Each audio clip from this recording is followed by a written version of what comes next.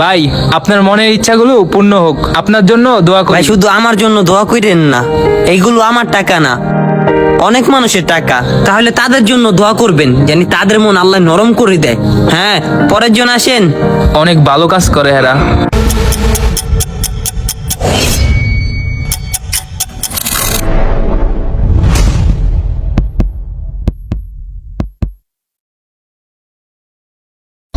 এই নেন।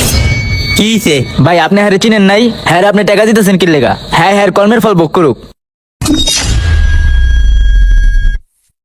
আমরা টাকাগুলা কাগরে দিতে আসি, অসহায় মানুষদের। তাহলে ধরতে গেলে উনিও এখন একজন অসহায় মানুষ। এই নেন। আর এই টাকাগুলা ওই যে আন্টি আছে নাইকা, ওনার বাসায় গিয়া তুই দিয়াই। আচ্ছা ভাই, হ্যাঁ অবস্থাটা কেমনে কি হয়ে গেল গা? দেখ রে, সবই সম্ভব।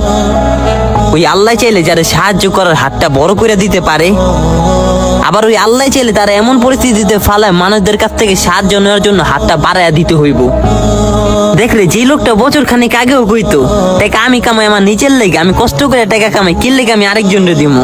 ভাই আমার এত ঠেকা পড়ে নাই, টেকা কামাই আমি আমার নিজের লিগা, মানুষের দেওয়ার লিগা না।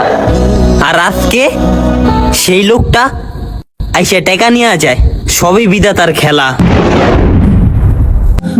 দেওয়ার মালিকও আল্লাহ, নেওয়ার মালিকও আল্লাহ। লাখ টাকার মালিক আপনি, লাখ টাকা দেওয়ার ক্ষমতা আছে আপনার, কিন্তু আপনি মুখ মুছে নিতেন, কালকে এমন পরিস্থিতিতে পড়তে পারেন রাস্তায় বসে 5 টাকা ভিক্ষা নিতে হবে। বুঝবেন না, ঠিকই বুঝবেন, সময় আসবে, সময় পরিস্থিতি ঘুরবে, টাকা কিন্তু ঘুরে, দিন কিন্তু এক থাকে না।